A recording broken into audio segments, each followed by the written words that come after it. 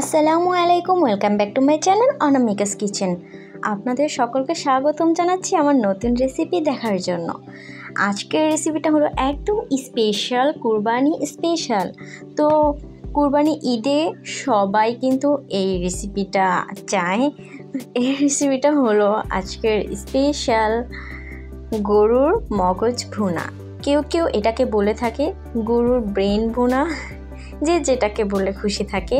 যাই হোক, আজকে স্পেশালভাবে এই মগজ ভুনাটা তৈরি করে দেখাবো। আর পুরো ভিডিওটা না টেনে দেখার চেষ্টা করবেন প্লিজ। আর কেমন হলো, কেমন লাগলো অবশ্যই জানাবেন, আর কমেন্ট করবেন। লাইক, শেয়ার, সাবস্ক্রাইব এগুলো কি বলবো নতুন করে, অবশ্যই কিন্তু করতে হবে।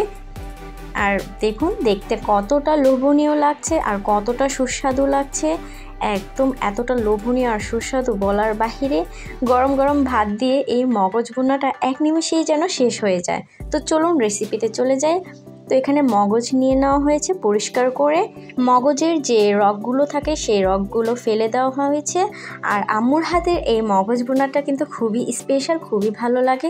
আর নিয়ে নেওয়া হয়েছে 1 কাপ পরিমাণ পেঁয়াজ কুচি, 10টার মতো কাঁচামরিচ ফালি করা নেওয়া হয়েছে।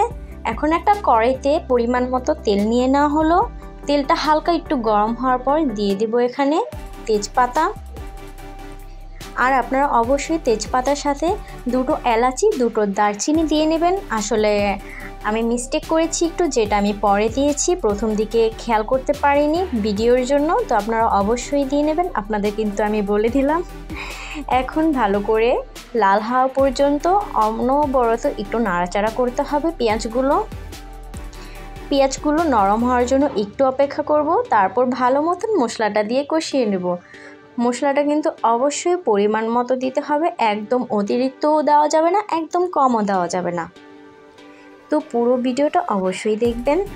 এখন দিয়ে দেওয়া হলো স্বাদ মতন লবণ। আপনারা অবশ্যই স্বাদ মতন লবণটা দেওয়ার ট্রাই করবেন। লাগলে প্রথমে একটু কম দিবেন, তারপর টেস্ট করে আবার দিয়ে দিবেন, কিন্তু একবারে বাড়িয়ে দিবেন না, তাহলে দেখা যাবে অনেক সময় অতিরিক্ত লবণ হওয়ার জন্য জিনিসটা নোনতা হয়ে যায়, ভালো লাগে না। এই দিকটা অনেকে ভুল করে থাকে, এই দিকটা ফোকাস করবেন। এখন দিয়ে দেওয়া হবে 2 চামচ পরিমাণ আদা রসুন বাটা।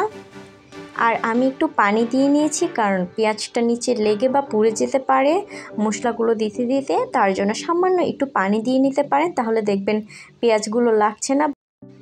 এই পর্যায়ে দিয়ে নিতে হবে গোটা গরম মশলা বাটা দিয়ে ভালো করে কষাতে হবে। আর খেয়াল রাখতে হবে যাতে মশলার কাঁচা ফ্লেভারটা না আসে, ভালো করে এর জন্য কষিয়ে নিতে হবে। দিয়ে দেওয়া হলো গোটা গরম মশলা বাটা 1 টেবিল চামচ। আর এরপর দিয়ে দেওয়া হবে লাল হলুদ মরিচ গুঁড়ো। আর এটা আমাদের বাড়িতে সবসময় মিক্স করে রাখা হয়, তাই এখন আলাদা করে দেখানো সম্ভব নয়। আপনাদের আমি পরিমাপটা বলে দিচ্ছি। 1 টেবিল চামচ হলুদ গুঁড়ো আর 2 টেবিল চামচ লাল মরিচ গুঁড়ো দিয়ে নেবেন। এখন ভালো করে অনবরত নাড়াচাড়া করে একটু কষিয়ে নিতে হবে। এখানে এই পর্যায়ে দিয়ে নেব সামান্য একটু পানি, কারণ এই রান্নাতে বেশি পানির একদমই প্রয়োজন হয় না। সামান্য একটু পানি দিয়ে নিলাম। পানিটা দিয়ে এখন ভালো করে কষানো পর্যন্ত একটু অপেক্ষা করব, যাতে মশলাটা থেকে খুব সুন্দর একটা ফ্লেভার বের হয়।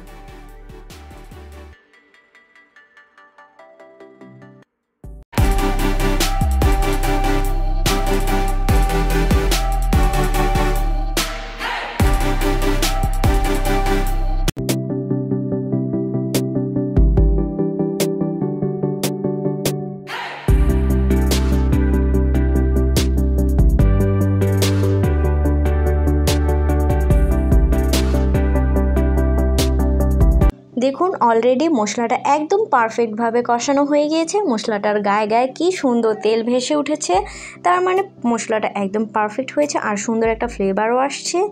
এই পর্যায়ে দিয়ে দেওয়া হবে মগজ। কেউ চাইলে মগজটার রগ আলাদা করে আস্ত মগজে এখানে দিয়ে নাড়াচাড়া করতে পারেন, বাট মগজটা পরিষ্কার করার সময় দেখা যায় মগজটা অনেক সময় এরকম আলাদা হয়ে যায়।